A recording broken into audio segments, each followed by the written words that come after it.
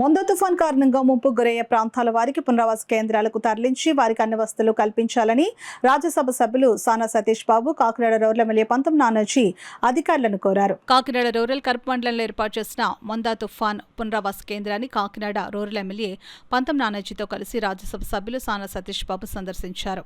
ముందుగా పగడాలపేట ప్రాంతంలోని జిల్లా పరిషత్ ఉన్నత పాఠశాలలో ఏర్పాటు చేసిన పునరావాస కేంద్రాన్ని సందర్శించారు. అక్కడ ఏర్పాటు చేసిన మౌలిక సదుపాయాలను అధికారులను అడిగి తెలుసుకున్నారు. పునరావాస కేంద్రంలో ఏర్పాటు చేసిన వైద్య శిబిరాన్ని సందర్శించారు. అనంతరం పగడాలపేటలో విస్తృతంగా పర్యటించి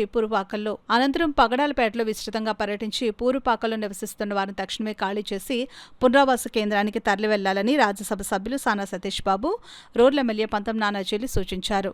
తుఫాన్ ప్రభావం తగ్గేంత వరకు పునరావాస కేంద్రంలోనే ఉండాలని ప్రజలకు వారు విజ్ఞప్తి చేశారు. రాష్ట్ర ముఖ్యమంత్రి నారా చంద్రబాబు నాయుడు ఆదేశాల మేరకు తుఫాన్లో ఎటువంటి ప్రాణ నష్టం జరగకుండా చర్యలు తీసుకోవడం జరుగుతుందని, పగడాలపేటలో పుట్ట వీధితో పాటు పేటలోని పలు వీధుల్లో విస్తృతంగా పర్యటించి ప్రజలను అప్రమత్తం చేయడం జరిగిందని మీడియాకు తెలిపారు. ఈ కార్యక్రమంలో ఎమ్మెల్సీ పేరాబత్తుల రాజశేఖర్, సీనియర్ నాయకులు తోట నవీన్, కూటమి నాయకులు పాల్గొన్నారు.